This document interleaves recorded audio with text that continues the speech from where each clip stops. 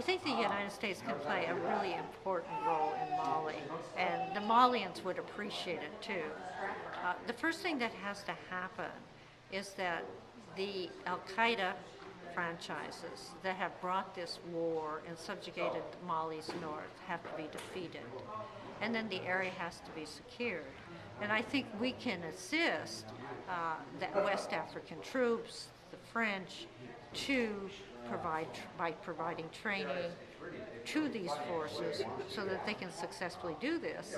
But also, I think there's going to have to be a new security force in the north of Mali made up of the nomads in that area. And I think the United States would be a very good trainer and mentor for that force, because we have always been known for doing a very professional job that respects human rights and training the military.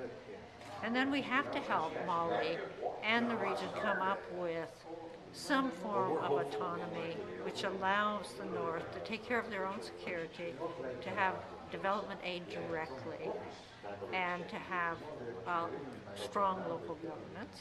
And finally, probably the thing we're most comfortable with would be helping to rebuild and repair the Malian democracy that has been lost in this tragedy. As a follow-up, speaking of the training, the Malian army, a quote in the Washington Post not long ago after the French intervened, said something to the effect of the U.S. spent 10 years building up the Malian army, and they folded overnight. Right. So is the ineptitude of the Malian armed forces evidence of the failure of the U.S. project in training, military in the Sahel region? It's an evidence of a failure of strategic vision for the region.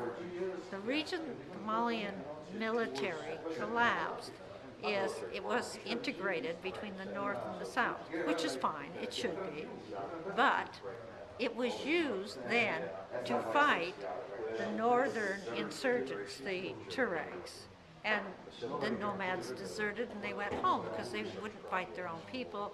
And southern Malians don't speak the language, don't know the area, and they won't fight up there, and so they went south.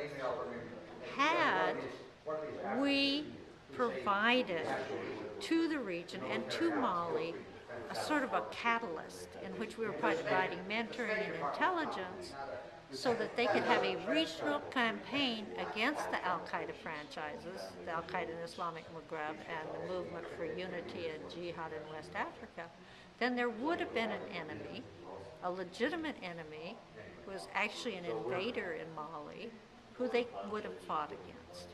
But we didn't provide the region with that critical catalyst with the capacity to fight against the Al-Qaeda. So they ended up fighting against their own people, and that's what made them collapse, not the training, which I think was a valid and good thing to do. It just was not in the right context.